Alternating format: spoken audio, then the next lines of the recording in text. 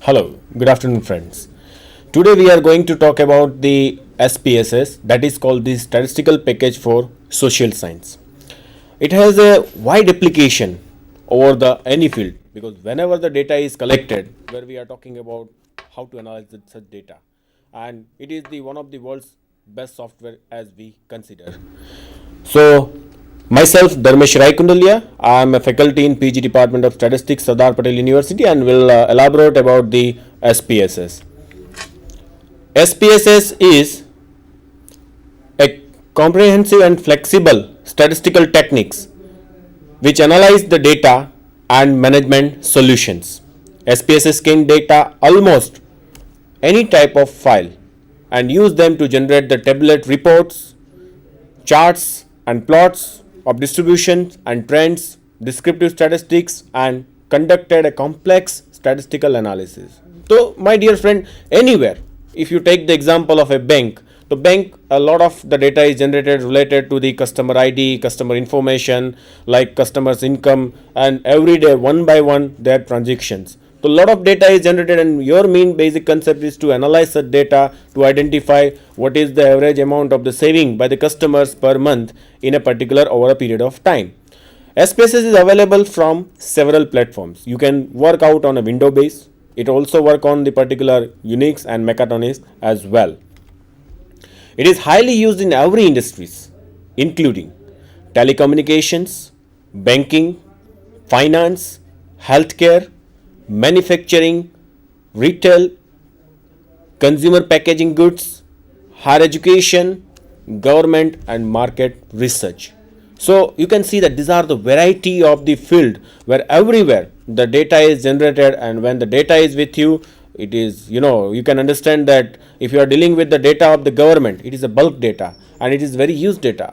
Other softwares may not be helpful to analyze the data in the very tricky manner where SPSS can help you.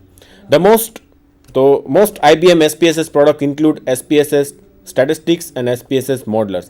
Initially, the SPSS was a separate product, and before last year ago, the IBM has purchased it, and therefore it is known as the SPSS, IBM SPSS. The full name of the SPSS is Statistical Package for Social Science, and it was an old name. Now the new or the latest name is that Statistical Services and Product Solutions. What is SPSS? Originally, it is acronym Statistical Package for the Social Science, but now it stands for the Statistical Product and Service Solutions. One of the most popular statistical packages which can perform highly complex data manipulation and analyze a simple instruction which is given by the user as per their requirement. Why SPSS, not other softwares? Because SPSS is a menu driven software where you have given some menu and you can simply analyze the data, easy to handle, but natural because of the flexibility, and it is a dealing with the menu driven software, connectivity with the many database like Excel, Notepad, SQL, Java, and any other DBase which is connected based on the server. Can also work with the server. Suppose you are over here and the data will be collected in a different places and you wish to analyze at your place. Yes, you can do it because SPSS is also connected with the server where the different level, different way the data is generated, incorporated, transcribed, and finally it combined into a single place where you can analyze the data through the particular SPSS server. It is easy to manipulate. Suppose you wish to go for the manipulation of the data, some set of variable is given to you and you wish to further study about that. We will in a future, in a later on slide, we will see that how the SPSS can helpful for the data manipulation. One of the good command of SPSS is the transform menu, which is really important for the you can say that it is for the data manipulation. Easy to analyze the complex data. If you have a complexity of the data, if the simple data is available, as we have seen in the last session, that you can do that analyze with the help of Excel, but when the data is very much complex, how to analyze? This is always the open question and to every researcher and everyone who is dealing with the data.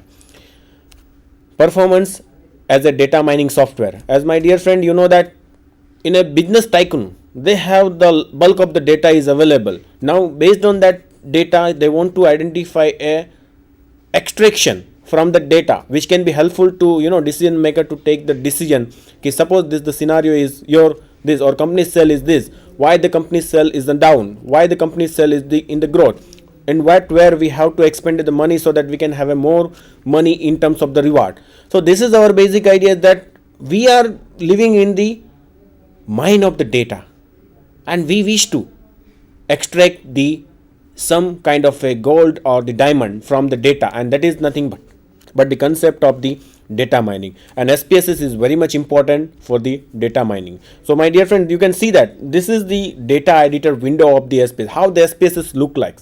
A spreadsheet like system of defining, entering, editing and displaying data. So this is the data sheet which is available to you.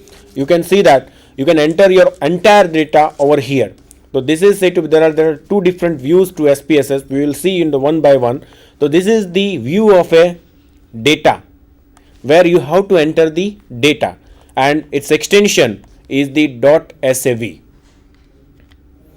It has the mainly four windows. One is the data editor window, another is a output viewers, third one is a syntax editor, and the fourth one is a script editor. So we will see that output viewer, we have seen the previous slide, it was talking about the data menu of or the data editor of the SPSS. Here if you analyze the data, and you can see that output it shows in a different window where you can do all kind of the manipulation, all kind of the changes, color changes, and you can give the numbers and frequency and everything as whatever you wish you can do in the analysis in the data menu or output menu. This is which is in front of you, and its extension is SPO. This is called the syntax editor. My dear friend, this is the great advantage of the SPSS, that when you have a continuous or the monotype of the stereotype of the work you have to do, you cannot always go and click and analyze the data. As SPSS is a menu driven, we know that you click and you can get the output, but sometimes it becomes the monotone. So you can have that SPSS with the programming. You can go for the particularly syntax based programming and you can analyze the data as per your requirement. Set it, run it, you'll have the output within the few seconds, which is not possible in the other softwares. It has the extension is SPS. Script window, where this is the kind of window where you wish to analyze your data, or suppose you had your desired program you wish to write and which is not available in SPSS. So SPSS is also allowed, like other languages C++, SQL, Java. You can enter, you can code your program and in a syntax or the script window, and you can run it. It will perform as one of the data driven menu in your particular program, and that is called the its extension is the SBS. Well, the basics of managing the data file. How to manage the data file? It is really important, as we have seen that SPSS has the particularly two windows. One is the data windows and another window. So let us, for example, we'll take example of a market research. Fine. In market research, you have a one shot of the questionnaires you have. Now in questionnaires, what you have to do, you have a several questions you have. The first one is the sex of the respondent, then second one is the age of the respondent, third one, if you are talking about the survey of the mobile, so you are asking that which mobile do you have. So there are different categories of the mobile you have, and questionnaire you are collecting the data, it has again the different level of the nature of the data. If you are simply collecting the data, type of the data, it is simply a nominal measurement you have, as we have, because as we are the student of the BSc, we are very much familiar about that nominal measure, ordinal, as well as the scale, ratio and interval we have.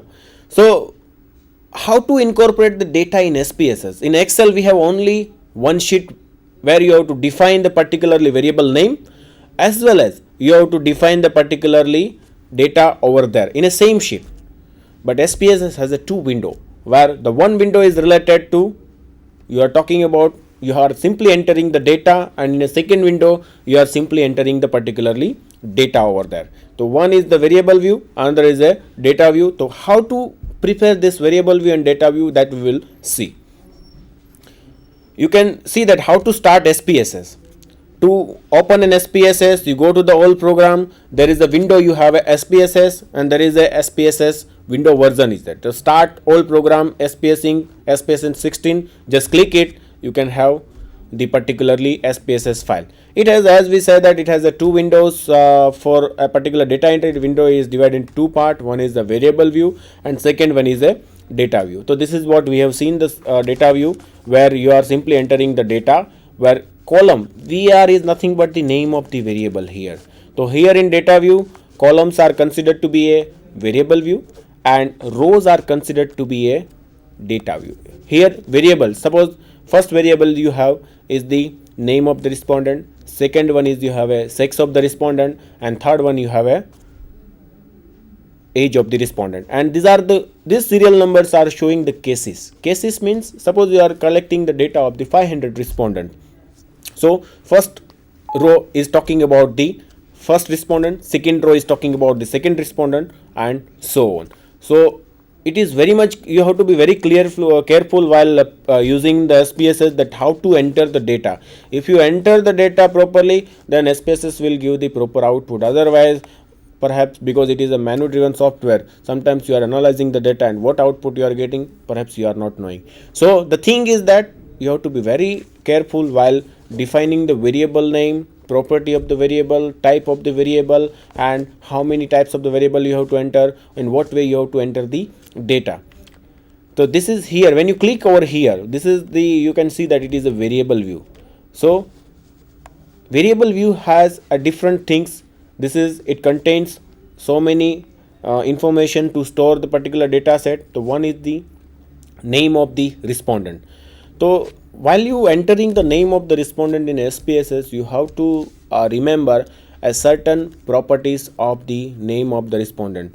The first character of the variable name must be alphabetic. It should not start with the numeric. You have to be very careful about it. It's always start with the alphabet. It's never start with the numeric. Now second, if you go back again into that particular this, it has the another property. When you go to the name, so that has a key special characters. You have to, when you are defining the variable name, you have to use this special character.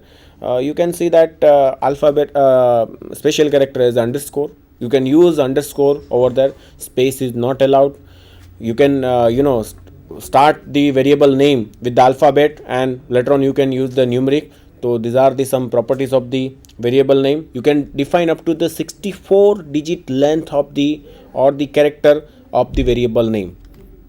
So this is the, you can see that as we have discussed about, this is the name of the variable, where you have to define the name of the variable, and these are the type, width, decimals, labels, and you have a values and missing, and there are so many things is that. So when you go to that, you have to define the particularly variable names like that, ABC or something like, you can define it. And second is the type of the variable.